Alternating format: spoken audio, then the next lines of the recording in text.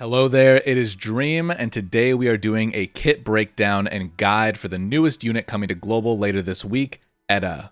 I will not only be talking about her skills, but I will also be showing how they work in battle, as I have been lucky enough to recently be added to the test server. So let's first start off with an overview of what Edda does.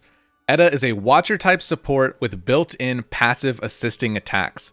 This means that she can use her turn to cast buffs along with other supporting abilities while still contributing to the team's damage output with her own follow-up attacks in between each of her turns. While most of her buffs and utility can be taken advantage of by single target and physical damage-based comps, where Edda shines brightest is setting up devastating magic AoE damage from one of your casters. So without further ado, let's dive into her kit. First, her trait, Catching Fire. Edda performs an assisting attack against all enemies within 4 tiles for 30% physical damage once per round. And once you rank her up to 3 stars, she will gain a bonus 6% attack, along with being able to follow up attack twice per round. I would also like to note that her own box summon skill can be used as cover while positioning her, and will not block this ability to follow up attack. And on that note, let's talk about her skills. I will start with her utility and supporting abilities. Fortification, an instant support skill that summons a box within 1 tile of her current position. This box can be used to help close up choke points, deny line of sight attacks, and boost units to high ground who don't have a jump passive innately. This skill also works in conjunction with her rank 5 reaction, Shelter Advantage. Decrease damage taken by 40% if there is any item within 1 tile around the character. This can be any terrain object like a rock or a fence, or even summonable items like Gloria's flag and of course Edda's very own box summon. Another advantage that Edda gets from nearby objects comes from one of her passive skills, Barricade Fight. If there is any item within 1 tile, increase attack by 15% and allow move again by 2 tiles after initiating an active attack. This will gain you a damage boost while allowing you to reposition before the end of your turn to either set up for more follow-up attacks in between or for a good retreat. Next, we have one of her most iconic skills, Wine Barrel Casting. This is an instant skill that tosses a barrel of wine onto a target, dealing 20% damage to all enemies within 1 tile of your target, and also creating a 3x3 grid of tiles covered in liquor. Anyone standing in liquor will have their speed reduced by 150, their movement distance reduced by 1 tile, and their magic defense reduced by 40%. So not only does this make crossing a choke point virtually impossible for an enemy, but it is the perfect setup for a big burst of AoE damage to anyone caught up in the area. And of course, liquor is flammable, so any fire skills used on a target standing in liquor will not only have the magic defense shred applied to the damage, but it will also scorch the floor and the enemy, even on tiles that are normally immune from being scorched. To further add to her ability to amp your team's burst damage, her buff skill, Guiding Gleam, a 3-turn buff that grants all allies within 3 tiles 30% damage up, 40% magic defense up, increased movement by 1 tile, and cleanses all disruption type debuffs. These can be movement downs, passive, active, reaction, and assist blockers, anti-dodge, blind, curse, and more. I would also like to point out that this is the first skill I've covered so far that isn't an instant ability. That means that she can do everything else I just said in the same turn and then end it off with this huge team-wide buff.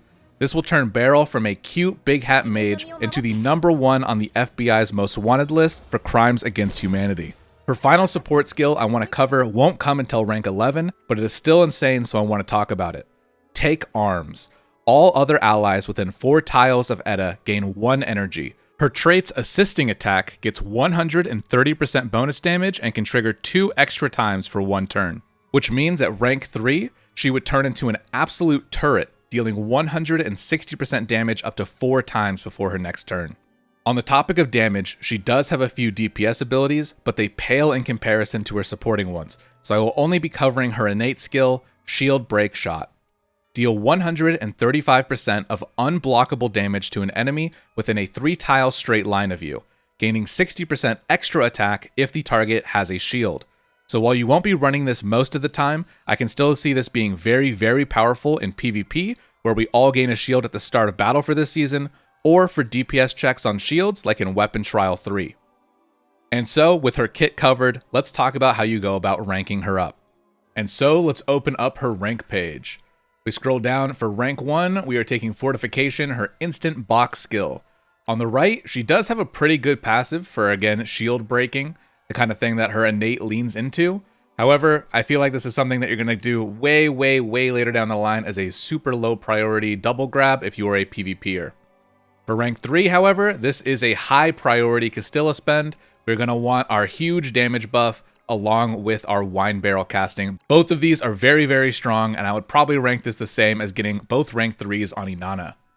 Next, we have our rank 5. We are taking the reaction for Shelter Advantage, the 40% less damage taken if you are within 1 tile of an object, versus just a regular counterattack. We are 100% taking Shelter. Up to rank 7, we are going to the right for Barricade Fight, that passive that gives 15% attack and allows you to move again after your action, as if you were using like a march command. Of course, as long as you are within 1 tile of a object. On the left side here, again, we just have more kind of shield break, DPS build kind of stuff. This isn't bad, but it's only a 50-50, but it is a lot of defense shred. So physical defense down by 40%. Again, I can see this is one of those things you come back to at a very low priority. And then up to rank 9 for our new basic attack, we are going to the right with Dispelling Strike, 100% physical damage, dispels 2 buffs on the target. I think you're going to see way more use out of this than auto-attacking a shield. Again, if you are auto-attacking a shield, you're probably just better off using her innate skill or anything like that. So we're definitely going to the right to dispel buffs. And then finally, for her rank 11, we are going to the left for Take Arms, for that skill that gives everyone around her 1 energy, along with buffing the hell out of her follow-up attack from her trait, and allowing you to use it 2 extra times before her next turn. And so next, let's talk about her gear builds. I think that her best in slot, if you are using her as a forward offensive support, getting follow-up attacks, Irian Combat Bow is going to be your #1 choice. It gives you some extra physical attack, along with giving you an extra 10% damage when it is not your turn. However, if you do not have this bow, or if you feel like you're not making really good use out of the damage from her follow-up attacks, you can also change this to Meteor Line, where you still get the physical damage added, but instead you are dealing level 1 debuffs to the things that you are hitting. And then, of course, if you are not in the realm of legendaries yet, we have the Steel Crossbow, always good for DPS, ignoring defense shred, and also I think this goes up to like 20% if you haven't maxed out, and as an epic, that's probably not going to be super hard to do once you're a few weeks into the game, so this is also a good DPS choice. And then of course, again, if you are just using her mainly as a support, not really getting so much use out of the damage from her follow-up attacks, you can also put on the Hunting Bow, which, much like the Meteor Line giving debuffs, has a chance to put minus move 1 down on them. And I think when you upgrade this, it becomes a 50-50 chance, so not too bad. And so next, let's talk about her trinkets. I like Space Time Ring. It gives you the instant ability Shuttle, teleport behind a character within 3 tiles of you, increasing your attack, and can be used 1 time per battle with a pre-cooldown of 2 turns. But if you level this up, you can also make it so that you can use it 2 times per battle. I like this ability because you can use it basically after you've used your turn, if you have your passive that allows you to move again after you've used your active ability, or if you are using something like a marching command, you can use this to back up after going in deep to throw a barrel, and then teleport even further away back to safety with your teammates. And then the other piece of gear that I've really taken a liking to is the Old Scrolls of August. This is also another instant ability that grants 1 random ally a level 2 buff and speed up for 2 turns, and this can already be used 3 times per battle at 1 star.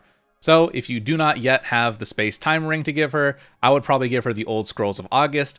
And of course, if you don't have either of these, honestly, anything that gives physical attack or crit like these two are probably going to do you well as well. And of course, for our epics, again, for the epics, almost anything can work depending on what you need it to do. If you need to tank a really big hit, then using any of the tank ones will work. If you like the ability to heal yourself mid-round, that will work. Being able to throw a random debuff on enemies, really all of these are kind of like in the same tier as long as you are making use of whatever the thing it is gives you. And then finally, we are on to our Terret Whisper. The best in slot for her, if you are doing damage with her follow-up attacks, is definitely going to be the Tower, doing 20% extra damage when it is not your turn. However, if you feel like you are not making the most out of your follow-up damage, you can switch to something like Temptation of the Devil and start getting your attack and defense stacks up as things are dying in the round, or of course always going down to the Wheel of Fortune, getting a random buff every single turn. I like throwing this on things where I feel like I don't really have a good other thing to put on it.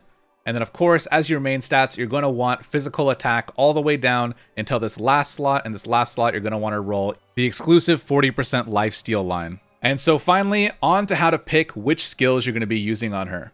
I assume that this is kind of going to be the default skill build that I'm going to run if I do pull her on my main account, where we are running the Shelter Advantage, we are running the debuff basic attack, we are running Fortification for our extra box, we are running our Wine Barrel casting, and our buff to turn our barrel into a human rights disaster. However, I can see situations where if there's already a lot of terrain to take advantage of, then you can swap this in for Barricade Fight for the extra damage and the move again after you use your ability. Or even if you're not going to be taking advantage of using the Wine Barrel very much, you're not really needing the slow, you're not really needing the AoE damage, then you can put on your Shield Break Shot just for some extra damage to get in there in between using your buff and your barricade. And so with that, that has been my guide and kit breakdown of Edda. Thank you so much for watching. I hope you learned a lot. In the comments down below, let me know what character you guys want me to do next. I already have Dandelion up on the list, so don't worry. But other characters, now that I have access to the test server, let me know what you would like me to try and do deep dives on, and I will try to get those videos pumping as the weeks keep going. So thank you so much for watching. I have been Dream. Until next time, please stay safe, stay cute, much love, a boo, a yeah.